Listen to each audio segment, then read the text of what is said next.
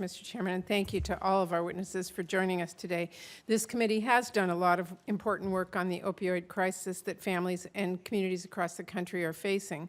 I was glad we were able to come together last year to take strong bipartisan steps to address some of the root causes and ripple effects of the opioid crisis. I hope we can continue to build on that work. However, today's hearing does offer an important opportunity to take a slightly different perspective on some of the challenges related to the use of opioids.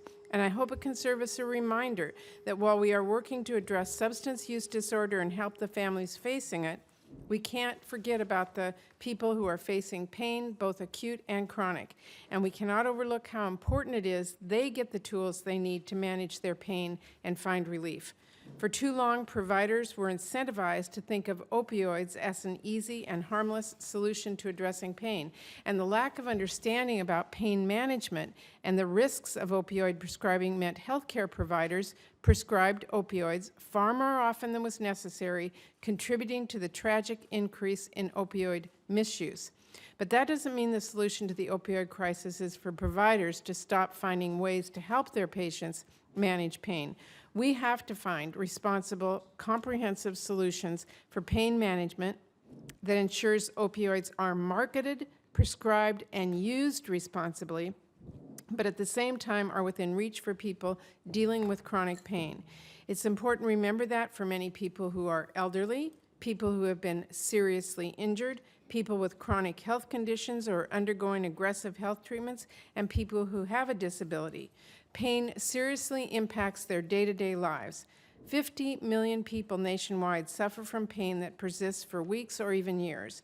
For almost 20 million people, this pain can interfere with their work and daily life activities. Pain management is an absolutely critical quality of life issue for these people and their families.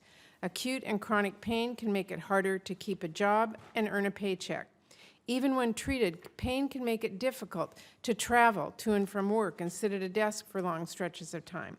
And pain doesn't just affect a person's livelihood, it affects every aspect of their life. Without pain management, patients may not be able to tackle the tasks they need to live independently, like getting dressed or driving a car or doing laundry. They may not be able to spend quality time with their loved ones, as their pain can make it hard to enjoy a meal with friends or family, or attend a grandkid's soccer game, or even leave the house. Without the right pain management tools, some patients struggle to get a decent night's sleep. For people living with pain, the ability to get treatments that help them manage it can impact their entire life, and I'm very interested to hear from one of our witnesses today to offer her firsthand perspective on this. We appreciate your being here. It is so important we listen to patients about their health care needs, whether that is finding ways to address that person's pain or recognizing when asking for painkillers is a result of an addiction which requires an entirely different form of treatment. Of course, another part of what makes this issue so challenging is that no two people experience pain the same way. Where pain is felt, how severe it is, how long it lasts, and how much it impacts their life can vary widely from person to person. Pain is not a one-size-fits-all, and the tools we use to manage it cannot be either. We need to do more to make sure everyone facing pain is able to get treatment that works for them. This means ensuring research is done to better understand the biological basis of pain and the factors that determine what might work best for a patient. It means training providers to recognize pain symptoms, to truly listen to their patients' needs, and to consider lower risk, less invasive options before turning to more extreme measures.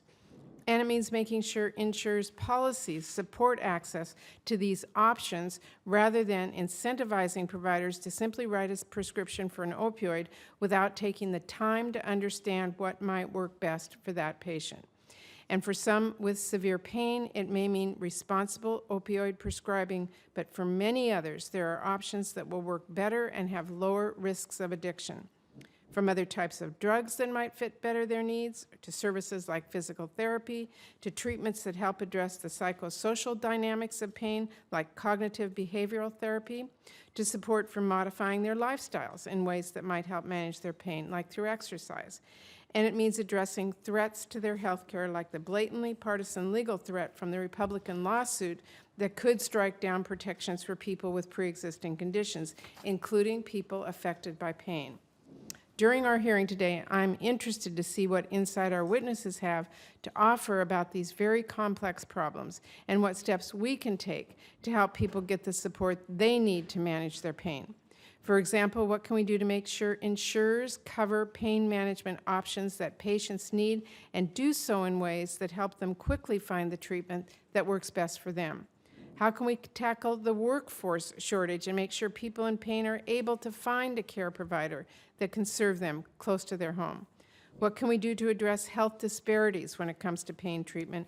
And how can we make sure employers understand their obligations to accommodate employees struggling with chronic pain under the Americans with Disabilities Act and help them learn how best to support those employees?